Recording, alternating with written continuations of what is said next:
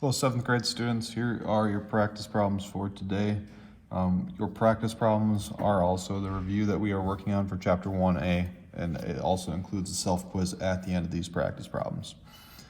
So we will do one from each of these sections just as a quick review, just to make sure that we're all on the same page here, okay? Let's look at question 33 here. 33 is right here.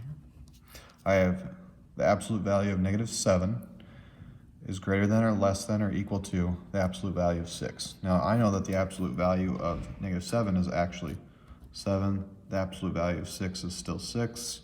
So I need my sign going towards the larger number.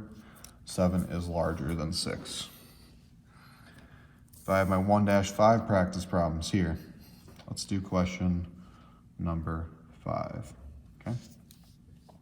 I can always rewrite this problem by flipping it. Since I have a negative minus adding it to a positive, my negative is larger, so I know my answer right off the bat is going to be negative. I could flip it if I need to do 5 minus 12, positive 5 minus 12, but I just know that I'm going to do 5 plus 12 plus -12 gives me -7, okay? If I move down here to 1-6, this is where we can use our 3 rules by keeping that first number the same, changing the subtraction sign to an addition sign, and then flipping the last number. Let's look at question 11 for this. First number stays the same.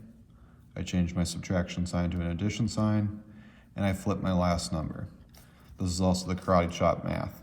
So 11 plus 6 I know gives me 17.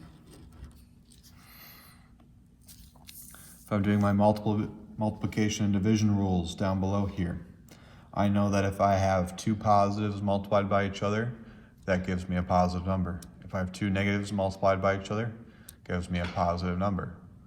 Two negatives divided by each other gives me a positive number. 2 positive numbers divided by each other gives me a positive number. The only time when we're going to end up with a negative value is when we have a positive integer multiplied or divided by a negative integer, or vice versa. So let's look at number 1. I have a positive and a negative, so I know that my value is going to be negative.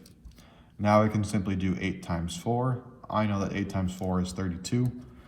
I already put my negative sign down, so my answer is -32. Okay. Next thing that you need to accomplish today, after you have finished the remaining of the problems here, you need to complete this quiz. You must show your work. Notice how I put that at the top. You need to show your work. You don't need to complete all 12 of these problems. All I'm asking you to do is to choose one problem from each section. So this is 1-4B, the first section that we worked on from the school year. Here you need to list that I am completing question 1, 2, 3, or 4, or 1, 2, or 3 from 1-4B. So say you chose 1, choose 2, you need to put a 2 there, okay? And then you would complete it in the space. You need to show your work there as well. Say you chose question 6 for number 1-5, you can put 6 there so I know which one you're completing. Question 9, maybe you chose for 1-6, put the 9 there, and maybe you chose question number 10 for 1-7. You put 10 there. Make sure you are showing your work in these boxes. Your work is worth points as well as the correct answer, okay?